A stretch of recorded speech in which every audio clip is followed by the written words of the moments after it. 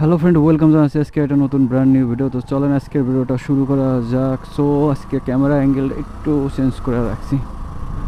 তো যাব এক জায়গায়, তো সামনে প্রচুর পরিমাণে খড়ের গুঁটো আর কি বলা যায়, কোথায় বেশ পরিমাণে এর মাঝখানে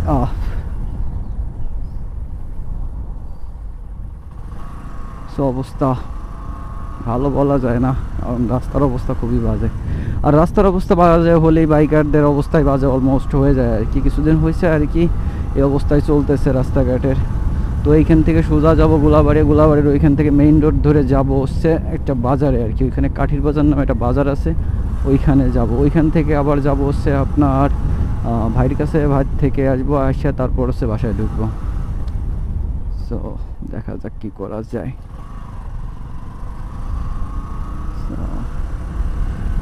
চলেন হাই রোড পর্যন্ত যাই, তারপর দেখা যাবে না কী করা যায়। এটা একটা ব্যাপার। তো যদি দুই দিনের আবহাওয়ার কথা বলি, তো এই দুদিনের আবহাওয়া বেজায় খারাপ আর কি। প্রচণ্ড গরম ভাই, এই অবস্থায় গাড়ি নিয়ে বেরোইছি, পুরো কী করবো, অবস্থা পুরোই খারাপ। এর মাঝখানে আবার দেখা যাচ্ছে যে আমাদের যে কাজ আছে ওইটা পড়ে গেছে। তো সব মিলে আর কি মোটামুটি অবস্থা খারাপ।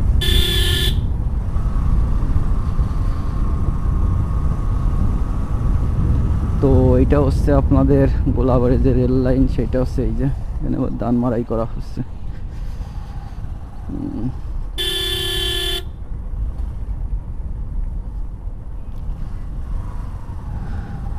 সো ইদানিং কিছু একটা দেখা যাচ্ছে বাইক মার্কেটে, সেটা হচ্ছে যে বাংলাদেশে বর্তমানে নতুন নতুন বাইক যেগুলো আছে সেগুলো লঞ্চ করা শুরু হয়ে গেছে। কারণ হচ্ছে যে 2025 যে আপডেট মডেলগুলো আছে সবগুলো অলমোস্ট হয়ে আইছে, মার্কেটে চলে আইছে। তো মার্কেটে কী কী ধরনের বাইক বেশি আসতেছে, তার মধ্যে প্রথম আসতেছে আপনার নেকেড স্পোর্টস যে বাইকগুলো, ওইগুলো আপনার বেশি আসতেছে। কেমন আসতেছে বেশি, কারণ হচ্ছে যে ওইখানে আপনার 250cc মার্কেটে ওইটা কোম্পানি একটা দুটা করে লঞ্চ করাচ্ছে আর কি। যেমন সুজুকির গাড়ি আছে, এরপরে ইয়ামাহার গাড়ি আছে, ইয়ামাহার একটা গাড়ি আছে, ওটার নামটা ভুলে গেছি, কিন্তু ওই গাড়িটাও লঞ্চ করাইছে আর কি মার্কেটে। তো তারপর আপনার সুজুকির গাড়ি লঞ্চ করাইছে, এরপরে বাজাজের গাড়ি লঞ্চ করাইছে। তো এর আগের ভিডিওতে একটা কথা বলছিলাম যে বাজাজের গাড়ি নিয়ে কথা বলছিলাম আর কি। সো অনেকে কমেন্ট করেন আর কি, অনেকে না বলতে দুই এক ভাই আছে কমেন্ট করেন, তারা হচ্ছে আমার বাইকের ব্যাপারে জানতেছেন। তো আমার বাইকের ব্যাপারে এই টুকটাক বলবো, কিন্তু কিছু সময় পরে বলবো আর কি। আগে ওই বাইকগুলোর ব্যাপারে কথা বলে নিই, তারপর দেখা যাচ্ছে যে আমার বাইকের ব্যাপারে কথা বলবো। তো ওই বাইকগুলো হচ্ছে যে আপনার এটা স্পোর্টস বাইকের ক্যাটাগরিতে আসতে পারছে, কিন্তু 3 পার্ট যে হ্যান্ডেল বারটা আছে ওইটা ইনস্টল করছে। পালসারের যে এনএসের যে 3 পার্ট হ্যান্ডেল বার সেটা ইনস্টল করছে। পালসার এনএসই হবে ওটা, এনএস না এএস জানো না, আর এস সরি ওরকম কিছু নামটা ভুলে গেছি আর কি। তো ওটা 250 লঞ্চ করানো হয়েছে আর কি। সো কথা বলতে বলতে গোলাবাড়িয়া পৌঁছায় গেছি আর কি। তো এইখানে আবার দেখে শুনে আমার মোড় ঘোরা লাগে আর কি। এখানে আবার গাড়ি ঘোড়ার চাপ থাকে ইউজ পরিমাণে, এই জন্য দেখে শুনে এইখানে মোড় ঘুরতে হয়।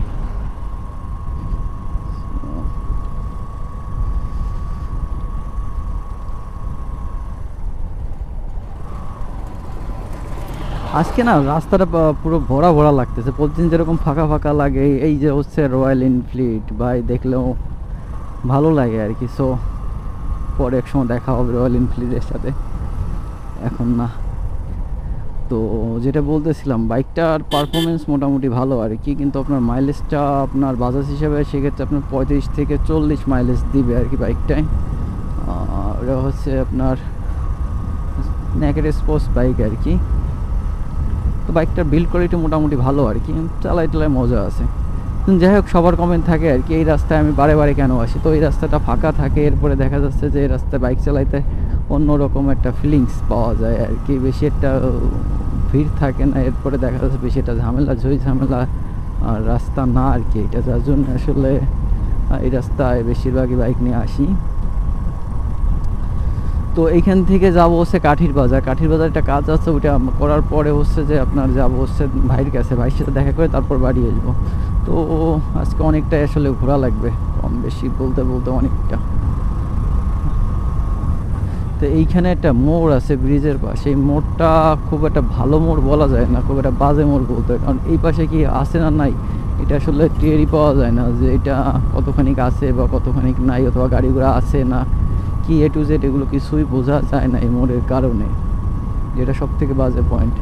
তো যাদের বাড়ি আসলে চার দিয়ে যাইতে হয় এদের আসলে দুঃখের শেষ নেই, কারণ হচ্ছে কি যদি কোনো গাড়ি ঘোড়া কিনে অথবা হ্যান ত্যান কিনে আগে তাদের বানাইতে হবে, পুল বানাইতে হবে, তারপর হচ্ছে যে সেই গাড়ি ঘোড়া বাড়ি নিতে পারবে, তার আগে নিতে পারবে না।